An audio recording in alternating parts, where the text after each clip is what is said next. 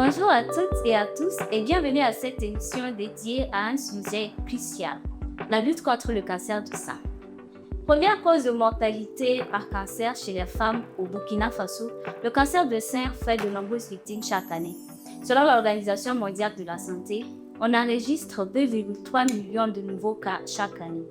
Derrière ces chiffres, on a des mères, on a des femmes courageuses, on a des sœurs, des étudiantes, des femmes qui parfois sont confrontées à la solitude, à la peur et au manque d'accès aux soins.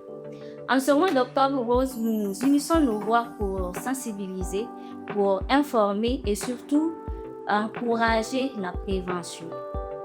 Je suis Gisèle Eurydice Ouedraogo et je suis membre de l'ONG Espérance Clédan, présente depuis 2023 au Burkina Faso pour faire la promotion de l'éducation, la santé et la protection des enfants et des femmes. Au cours de cette émission, nous allons avoir le privilège d'entendre des témoignages émouvants, des interventions d'experts et aussi des messages d'espoir pour toutes celles et tous ceux qui luttent ou qui accompagnent un proche. Alors restez avec nous, participez et échangez, partagez et surtout, souvenez-vous que parler du cancer du sein, c'est déjà agir. Aujourd'hui, nous allons avoir la chance de dialoguer avec deux femmes inspirantes. Chacune d'elles va apporter une perspective précieuse à notre échange. À ma droite, nous avons Komboego Nancy, doctorante en médecine à l'Université Saint-Thomas d'Aquin, mais aussi responsable de la structure La Cigogne, spécialisée en confection de coffrets naissance, mais aussi dans la vente de vêtements de bébé. à ma gauche, j'ai Rania Alice Zampaligré, je suis juriste en droit des affaires et fiscalité. Je suis également promotrice de la marque de bijoux Aléo et présentatrice télé. Ensemble, nous allons aborder le sujet avec vérité et bienveillance pour rappeler que chaque action compte, que chaque témoignage compte dans cette lutte collective. Pour entrer dans le vif du sujet, dites-nous un peu, Nancy, qu'est-ce que le cancer du sein concrètement? Alors, le cancer du sein, la définition toute simple, c'est juste le développement d'une tumeur maligne aux dépens des éléments constitutifs de la glande mammaire. Donc, en vérité, c'est le développement d'une tumeur, si je veux expliquer ça dans des termes plus simples, d'une tumeur au niveau du sein, à l'intérieur du sein. Une tumeur maligne. Voilà, en quelque sorte. D'accord. Et quels sont les symptômes ou les signes qui doivent alerter? Comment est-ce que le cancer du sein se manifeste chez la femme? Alors, effectivement, le cancer du sein peut se manifester de plusieurs manières chez la femme. Et pour être plus explicite, j'ai apporté quelques photos. Donc, d'abord, nous pouvons avoir une tuméfaction du sein. Donc, une tuméfaction du sein, qu'est-ce que c'est exactement? C'est tout simplement le fait que le sein soit enflé, comme sur cette photo que nous avons là, que je vais montrer à l'écran et que je vais vous montrer ensuite. Nous avons remarqué que les seins ici sont énormément enflés. Donc, c'est exactement ce que c'est une tuméfaction du sein. Ici, nous avons une tuméfaction bilatérale, c'est-à-dire que les deux seins sont tuméfiés, sont vraiment augmentés de volume. Et ensuite, nous avons ce que nous appelons en médecine la peau d'orange. La peau d'orange, comme le dit à travers son nom, c'est tout simplement, comme je le montre à l'image, voilà, un aspect de peau d'orange sur le sein.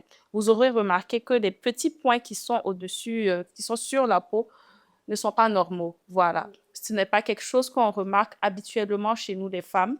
Donc, vous aurez remarqué que ça ressemble vraiment à une orange. Effectivement. Ça ressemble vraiment à une orange.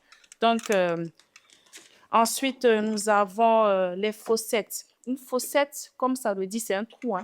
Donc, sur le sein, dès qu'on remarque qu'il y a une petite encoche, ça, il faut courir à l'hôpital, il faut aller se faire consulter. Voilà, vous voyez là, je ne sais pas si après on pourra vous zoomer à la caméra, nous avons une petite encoche. Là, nous avons une petite encoche, nous avons vraiment un trou dans le sein.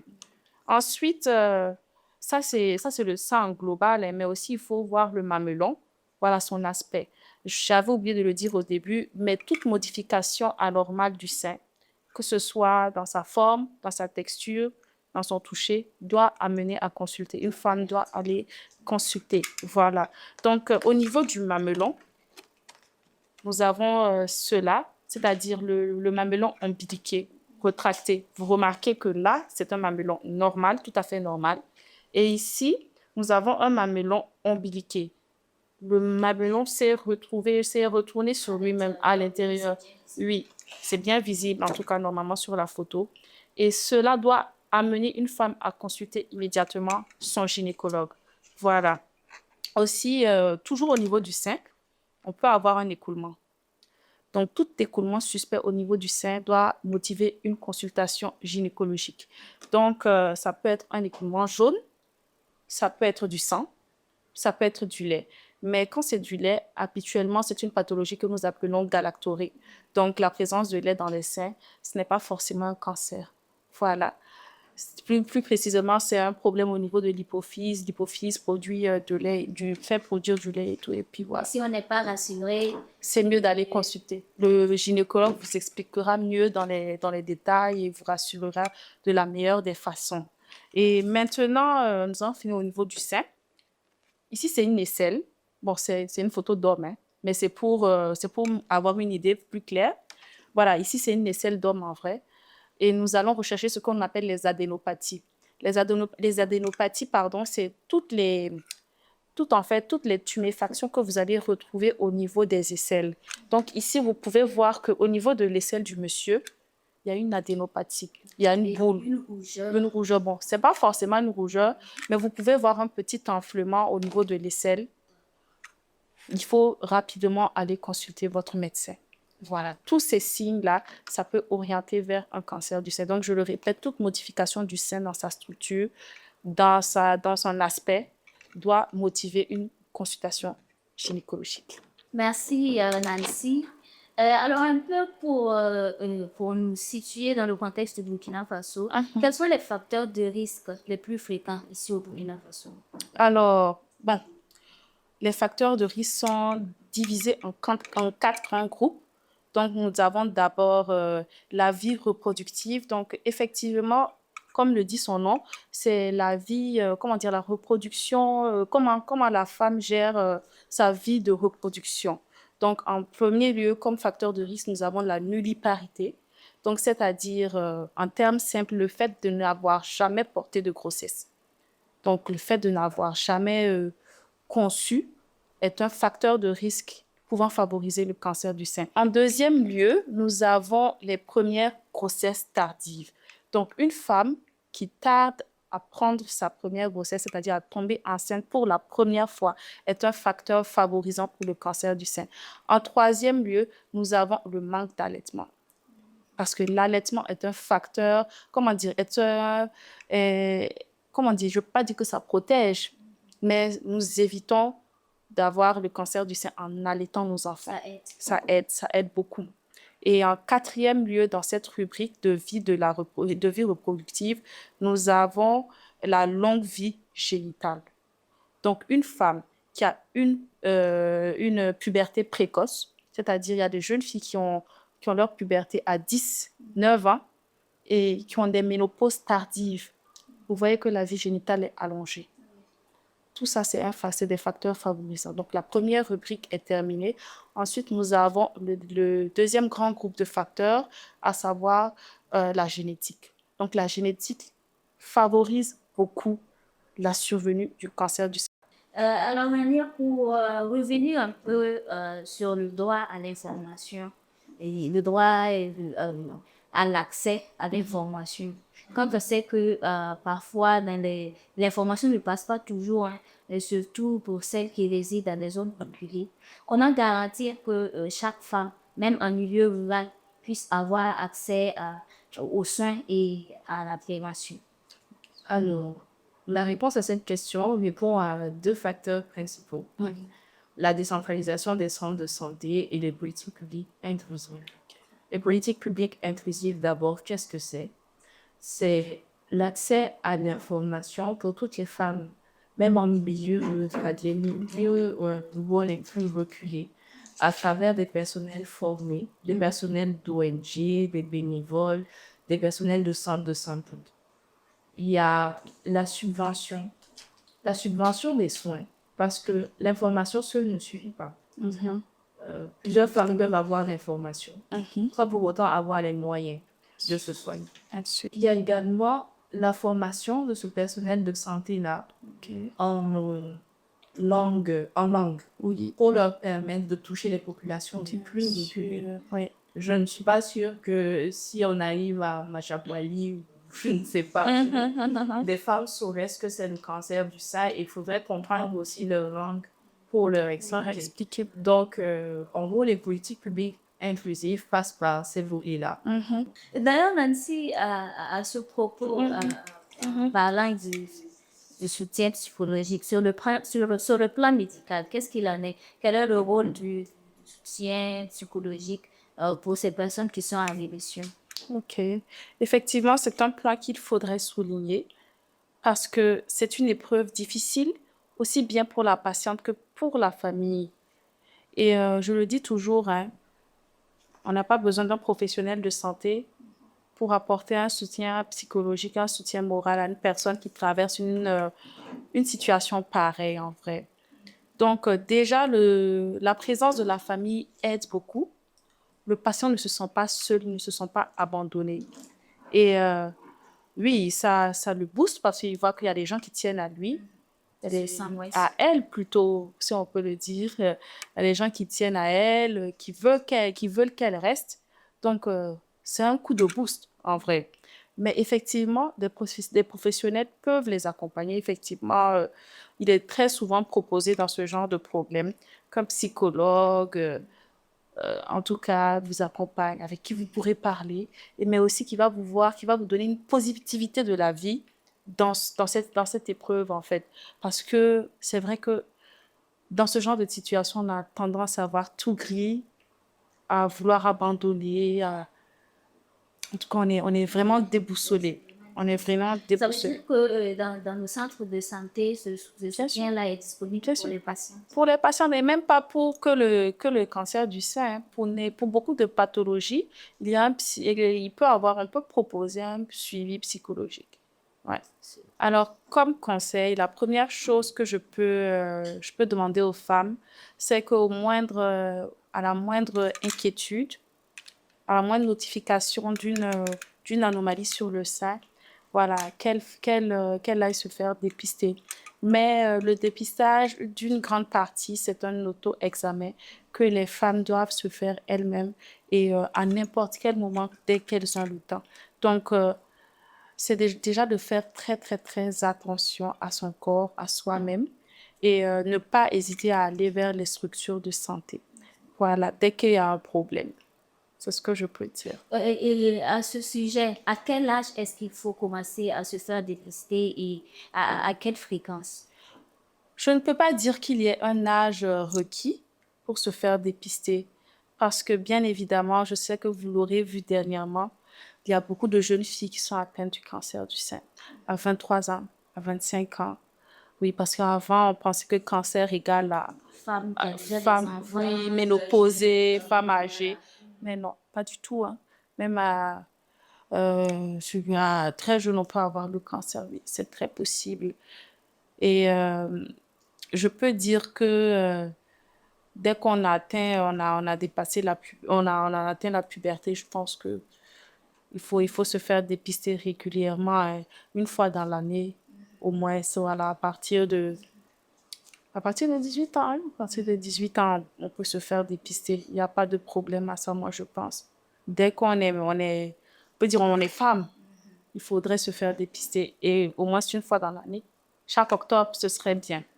Oui, voilà. D'accord. Et dans nos villes, à Ouagadougou, à Bois-Mulacho, où est-ce les femmes peuvent se faire dépister?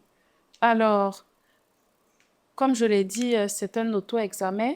Voilà, je vais déjà profiter de l'occasion pour vous montrer comment vous pouvez vous dépister. Bon, pas dépister, hein, mais faire votre auto-examen à la maison. Sans avoir à se rendre dans un centre. Sans avoir à se rendre dans un centre de santé. Vous pourrez détecter toutes les anomalies en rapport avec votre sein. Donc, premièrement, ce qu'on va vous demander de faire, c'est de vous déshabiller, de vous mettre torse nu devant votre miroir et de vous regarder pour voir s'il n'y a pas d'anomalie sur les seins, c'est-à-dire une certaine rougeur, euh, une encoche, voilà.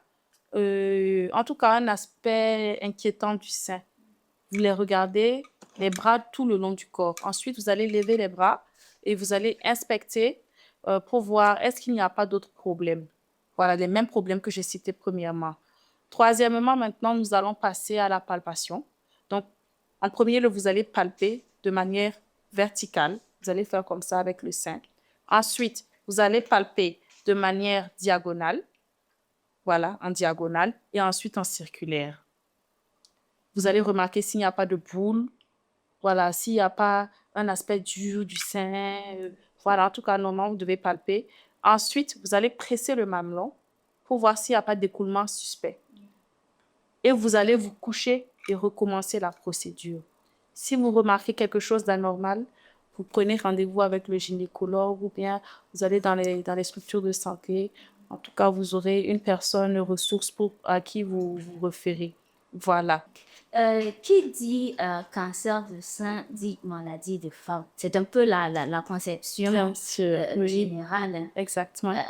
Dites-nous, Nancy, est-ce que le cancer du sein est uniquement une maladie de femme? Eh bien, ça peut paraître fou, mais évidemment, les hommes peuvent souffrir du cancer du sein. Bien que c'est rare, mais c'est très possible. C'est très possible qu'un homme soit victime ou soit atteint du cancer du sein. Oui. Et dans ces cas-là, la maladie se manifeste de la même manière que chez la femme? On ne peut pas dire qu'il y ait de grandes différences. Oui, mais habituellement, c'est une masse indolore au niveau du sein, en dessous du mamelon. Par contre, ici, il y a le facteur génétique aussi. Hein. Voilà, en particulier la mutation du gène BRCA2. Ici, c'est le BRCA2 qui intervient. Si un homme ou une femme dans votre famille a déjà été atteint du cancer du sein, vous êtes aussi exposé en tant qu'homme. Et aussi le mode de vie. Le mode de vie avec l'alcool et tout ça. Voilà, l'alimentation hypercalorique aussi, ça constitue un problème. Mais il faut dire aussi que quand l'âge avance, on est beaucoup plus exposé aussi au cancer du sein chez les femmes comme chez les hommes. Oui, beaucoup plus. Donc, bien évidemment, nos chers époux, nos chers papas, nos frères peuvent être atteints du cancer du sein. Donc, de temps en temps, se soumettre aux gestes de dépistage. Bien sûr, bien sûr, bien sûr. Oui, oui, ils peuvent palper, hein, ils peuvent même presser le mamelon. Il n'y a pas de problème. Oui, il n'y a pas de souci. Justement, Rania, comment est-ce que les ONG et associations comme Estelas Creda peuvent contribuer à cette lutte? C'est là que le volet social et émotionnel intervient dans le cadre de cette maladie. Les ONG sont considérées comme un pont entre les populations et les institutions. Les ONG ne sont pas là seulement dans le cadre du diagnostic, mais dans le cadre de l'accompagnement qui suit ce diagnostic-là. Et elles jouent vraiment le rôle de l'accompagnement, le rôle de la personne qui comprend, qui écoute, qui est là et qui conseille, le rôle de la personne qui fait qu'on se sent moins seul. Et c'est là que les associations sont vraiment, je dirais, jouent un rôle très louable dans la lutte contre le cancer du sein, dans la lutte et la prévention contre le cancer du sein. Et Nancy, est-ce qu'on peut guérir totalement du cancer du sein? Alors, c'est une question que beaucoup de femmes se posent. Et je pense que c'est une des raisons pour laquelle la maladie est vraiment redoutée. Mais oui, nous pouvons guérir à 100% du cancer du sein. Voilà. Nous pouvons sortir vainqueurs. Nous pouvons sortir indemnes de cette maladie. C'est très Voilà, un possible. message d'espoir pour Oui, toutes les personnes bien qui sûr. souffrent du cancer du sein. Bien sûr. Et là aussi, je profite pour le dire que c'est là l'intérêt du dépistage précoce. Parce qu'un problème, quand il est détecté plus vite, il est réglé plus vite aussi. Voilà. Et si l'on veut guérir du cancer du sein, Bien sûr. qu'est-ce qu'il faut éviter de faire? Euh, qu'est-ce qu'on ne doit pas faire quand on est atteint du cancer du sein? Alors, quand on est atteinte du cancer du sein, il y a beaucoup de facteurs, il y a beaucoup de choses qu'il faudrait éviter. Alors, si on est consommateur ou consommatrice de tabac et d'alcool, il faudrait stopper. Je ne dirais même pas il faudrait éviter, il faudrait stopper carrément. Voilà, il faudrait stopper carrément. Il ne faudrait pas aussi avoir une alimentation trop riche en lipides. Voilà, comme je le dis, hypercalorique. Vraiment manger sain pour favoriser la rémission. Et aussi, il faudrait pas faire comment dire, de régime drastique, pardon. Il faudrait pas faire de régime drastique. Il ne faudrait pas se priver au point voilà, de mourir de faim. Non, il faudrait manger sain, mais bien manger quand même. Merci Nancy et Rania. Si vous aviez un message pour une jeune fille, par exemple, qui a peur d'aller dans un centre de santé, de se faire dépister, qu'est-ce que vous lui direz? Ou à une femme qui souffre du cancer du sein, qu'est-ce que vous lui diriez? Moi, je pense que ça doit faire partie de notre routine en tant que femme, de se faire consulter même par un gynécologue parce que il est conseillé tous les 6 mois de voir au moins son gynécologue et d'être assuré sur sa santé reproductive, sur sa santé sexuelle, sur la santé en tout cas de notre appareil, de nos appareils génitaux. Donc, il ne faut pas avoir peur, ce n'est pas une honte. Au contraire, ça prévient, ça sensibilise et aussi on apprend beaucoup de choses sur soi-même. Donc, je conseille à nos petites sœurs, à nos mères, à nos grands-mères même, de ne pas avoir peur, de toujours se tourner vers les professionnels de santé dès qu'elles sentent le besoin et même d'en faire une routine. Voilà, c'est ce qui est conseillé. Mhm. Valéa, vous avez quelque chose à... Alors, pour avoir eu un proche qui a souffert pendant très longtemps du cancer du sein, Mhm. et comme Nancy l'a dit, tout passe par le dépistage. Mhm. Je pense que avoir peur, c'est se plonger dans une situation d'incertitude qui ne nous ferait peut-être pas de bien. Il faut passer par le dépistage, tout en sachant que plus le cancer est dépisté à temps, Mhm. plus il peut être traité. Il y a même des cas de rémission, comme Nancy l'a dit également, qui sont possibles. Donc, ne pas avoir peur, penser à soi, penser à ses proches Bien sûr. et en faire une routine. Exact. Et moi, je voudrais ajouter que je rappelle que c'est une maladie qui peut être surmontable, hein. On a tous vu le cas de Nadia Sabet, qui est une femme tellement joviale, tellement solaire, si je peux me le permettre, Et qui a guéri qui a guéri. Et elle l'a bien précisé, c'est grâce à son mari, c'est grâce à sa famille, parce elle avait du soutien, mais elle avait la force mentale. Elle continuait à nous faire rire, mais en dessous, elle vivait quelque chose. Elle vivait quelque chose quand même d'assez lourd. Et c'est des situations que j'ai vues ici pour être à côté des patients. Je vois des femmes qui viennent, qui se maquillent, qui viennent maquiller pour leur chimio, tout apprêté, et qui ont même le sourire, qui... En fait, c'est des gens, tu sais, qui vont guérir, en fait. Et même si c'est pas le cas, elles ont déjà une autre mentalité, une autre façon. Elles gardent espoir. Et je pense une certaine longueur d'avance, exactement. Et je pense que ça, c'est la base de tout, hein. Quand tu as espoir, quand tu as la force, je ne vois pas qu'est-ce qui peut t'arrêter. Et c'est vraiment un message, j'espère que je veux lancer à toutes les femmes. Ne baissez pas les bras quand vous êtes dans cette situation. Continuez, gardez le cap. Vraiment, parce qu'il y en a beaucoup. S'il y en a qui ont guéri, pourquoi pas vous? Cette émission spéciale dédiée à la lutte contre le cancer du sein tire à sa fin et nous retenons que la solidarité, le dépistage précoce et l'accès à l'information sont nos meilleurs alliés pour lutter contre ce mal. Nous voulons rappeler à tous, comme femmes, que cette lutte n'est pas qu'une affaire de femmes, c'est une affaire de tous, c'est un combat de toute la société. Alors, restons unis et ensemble, nous pouvons vaincre. C'est un mal qui bouleverse, oui, mais c'est aussi un parcours au cours duquel des liens se tissent, de la solidarité et du courage. Merci à tous pour votre écoute bienveillante et souvenez-vous que parler du cancer du sein, c'est agir. Continuons à parler autour de nous, continuons à sensibiliser, continuons à encourager et à accompagner les personnes qui souffrent de ce mal. Au revoir et à bientôt.